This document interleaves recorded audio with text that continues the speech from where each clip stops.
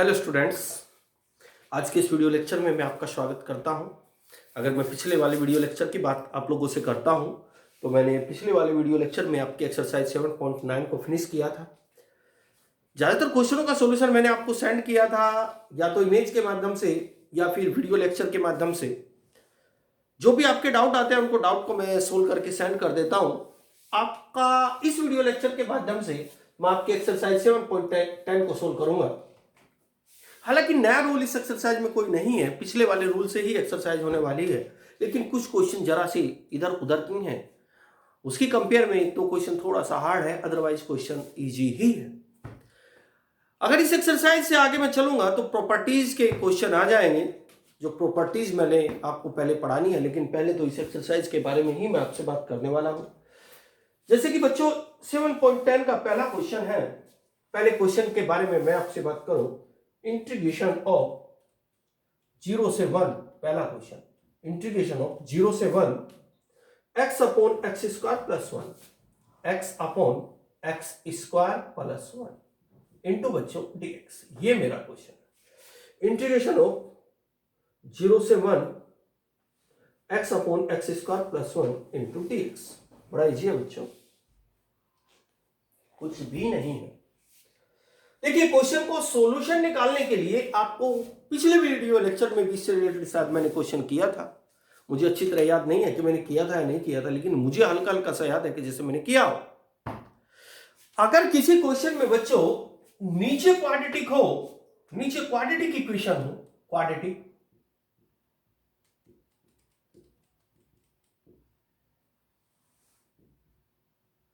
Quadratic function बोल लीजिए, quadratic हो, चलो इक्वेशन तो इक्वल 0 रखने से बनता है, और ऊपर लीनियर फंक्शन हो, लीनियर, तो हमेशा ऐसे क्वेश्चनों का इंटीग्रेशन करते वक्त नीचे का डिफरेंशियल ऊपर बनाना पड़ता है।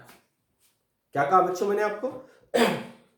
अगर आपको दिया गया क्वेश्चन फ्रैक्शन के रूप में हो और फ्रैक्शन में इस प्रकार हो कि नीचे क्वाड्रेटिक ऊपर लीनियर, तो हमेशा नीचे का डिफरेंशियल ऊपर बनाइए। तो नीचे का अगर मैं डिफरेंशियल देखूं, क्वाड्रेटिक जो नीचे है उसका डिफरेंशियल देखूं, एक्स स्क्वायर का डिफरेंशियल 2x हो जाएगा, 1 का डिफरेंशियल 0 हो जाएगा, कुल मिला के 2x हो जाएगा। तो कुल मिला के मुझे ऊपर 2x बनाना है, बट मेरे पास ऊपर x है, तो मैं 2 से ऊपर नीचे मल्टीप्लाई कर दूंगा। तो मैंने 2 से ऊपर नीचे मल्टीप्लाई की बच्चों, 0 से 1 x upon x square plus 1 into dx। बच्चों इस 2 की मल्टीप्लाई में आप लोग 1 मान लीजिए। अब आप 1/2 को बाहर रख देंगे, इस 2 की मल्टीप्लाई में 1 माना है, 1/2 को बाहर रख देंगे, इस 2 के अंदर मल्टीप्लाई कर देंगे, 0 से 1 जो का तो 2x divided by x square plus 1 into dx। बच्चों 1/2 मेरा जो का तो रहेगा। अब जरा ध्यान से देखना, इसका डायरेक्ट आप फार्मूला अप्लाई कर सकते हैं।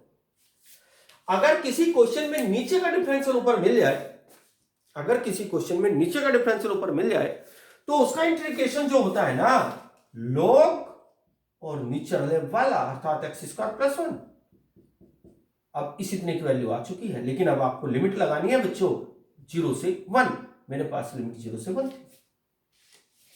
अब आपको 1/2 बाहर निकाल देना है, मैंने 1/2 बाहर निकाल दिया, log of x square plus 1।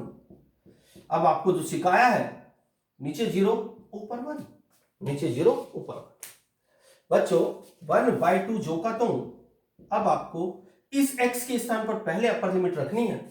इस x के स्थान पर पहले क्या रखनी है? Upper limit. जैसे ही आप इस x के स्थान पर अपर लिमिट लगाएंगे तो लोग 1 का स्क्वायर 1 प्लस 1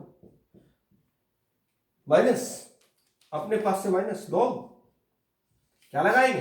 x के स्थान पर 0 अर्थात लोग 0 का स्क्वायर प्लस 1। अब बच्चों क्या बन जाएगा? 1/2 log 1 प्लस 1 2 माइनस log 1। बच्चों जरा ध्यान से देखना, log 1 की वैल्यू 0 होती है, तो मेरे क्वेश्चन का आंसर क्या बन जाएगा? 1/2 log 2, ये तो 0 हुआ और log 2 में से 0 गया अर्थात log 2। This is answer. ये मेरे क्वेश्चन का आंसर आ चुका है। चलिए आगे क्वेश्चन पर चलते हैं।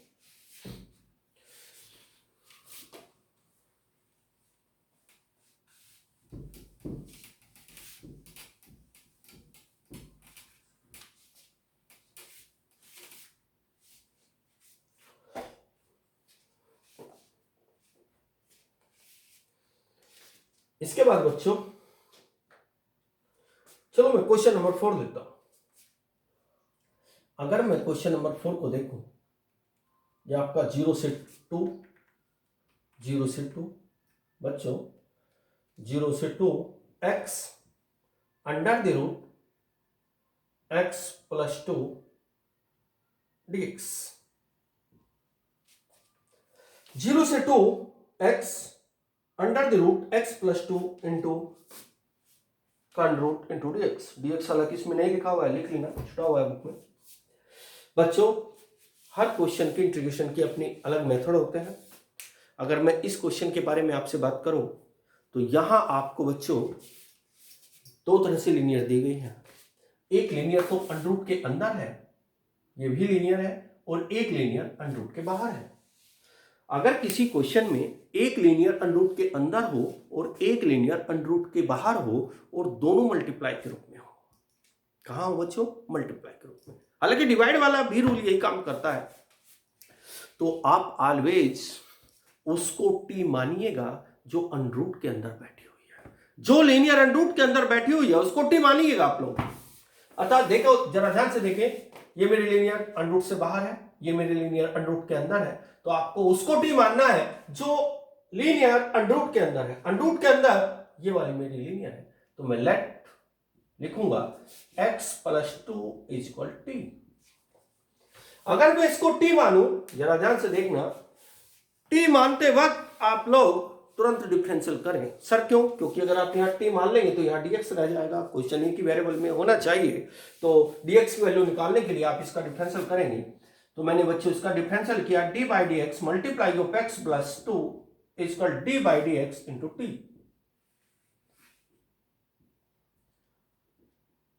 अब आप D by D x, x की वैल्यू 1 हो जाएगी, 2 की वैल्यू 0 हो जाएगी।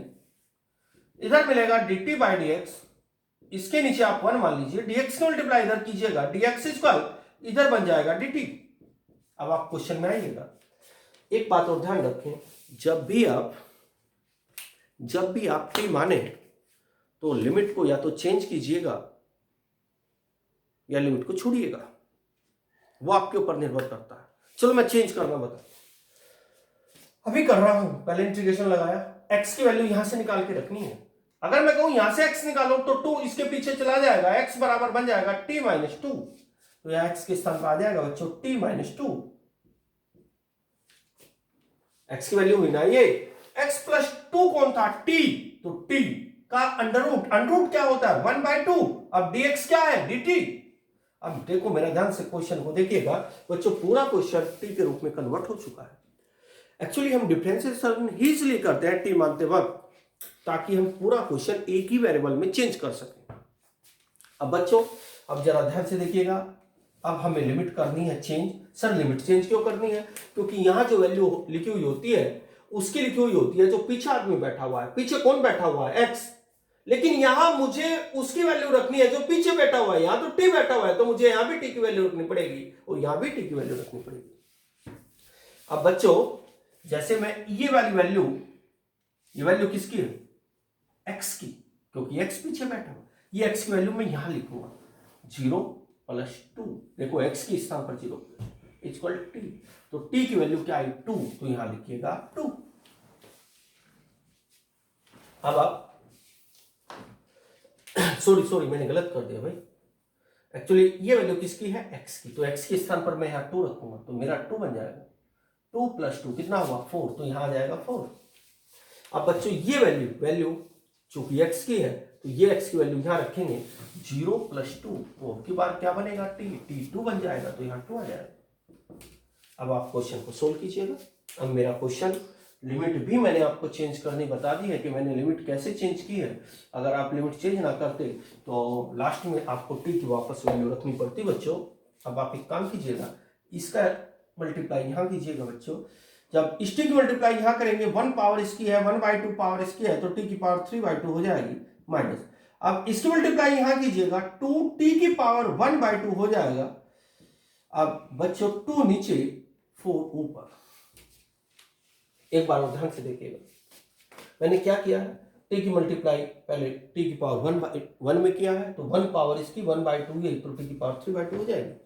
माइनस, अब टी की पावर 1/2 की 2 में मल्टीप्लाई कीजिएगा, 2 इंटू टी की पावर 1/2 इंटू,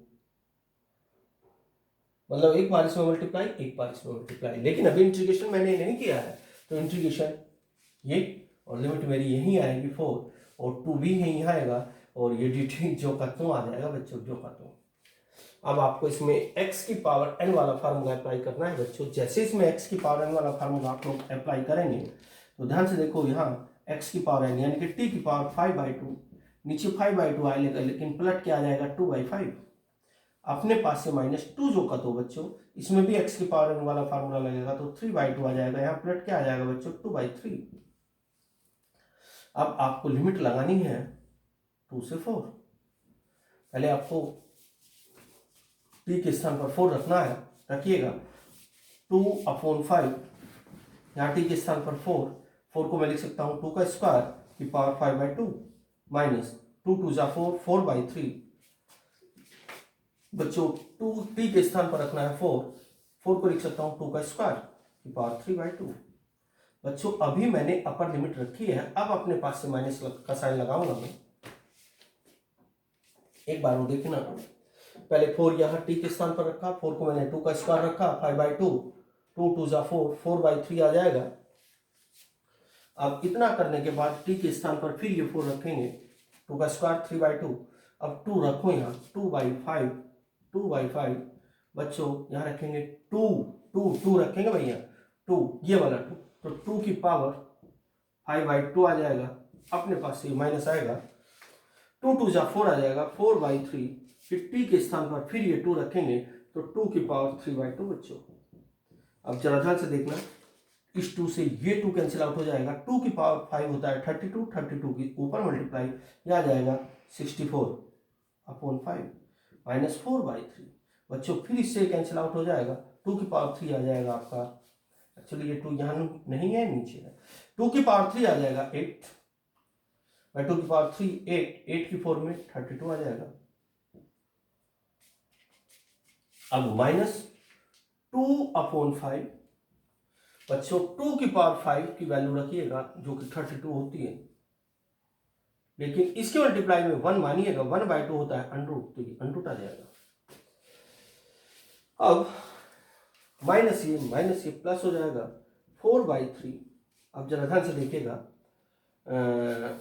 2 की पावर 3 8 आ जाएगा भाई, और इसके मल्टीप्लाई में 1 मानिएगा तो √8 निकल के आ जाएगा, 1/2 का मतलब √8 होता है। अब बच्चों और थोड़ा सोल्व कीजिएगा, 64/5 माइनस 32/3 माइनस 2/5, इसको मैं लिख सकता हूँ 4√2, 32 को लिखा जा सकता है। अब आप आगे सोल्व कीजिएगा, प्लस 4/3, इसको आप सोल्व करेंगे तो √2 को लिख सकता हूँ 2√2।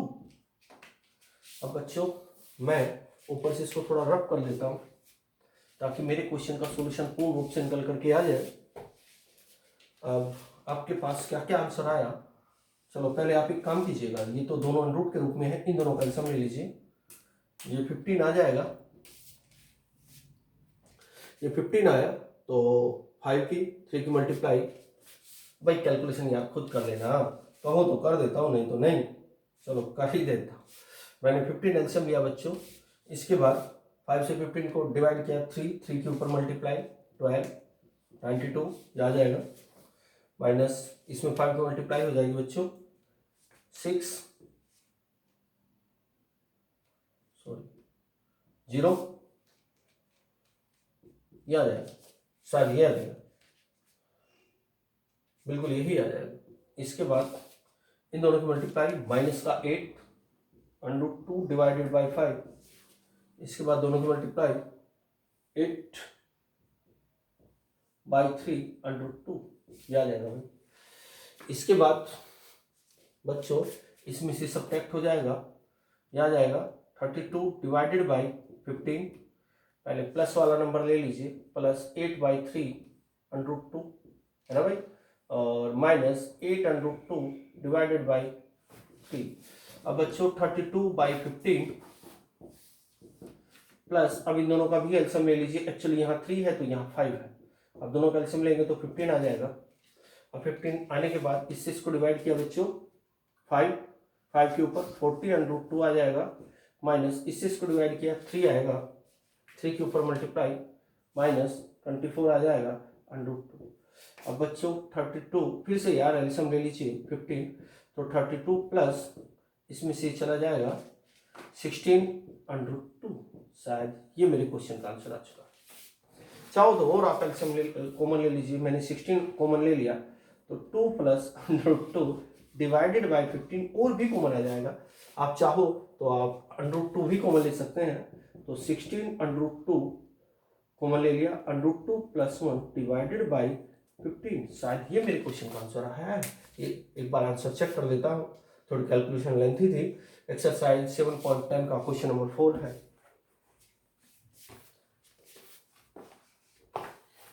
7.10 का क्वेश्चन नंबर 4 है बच्चों।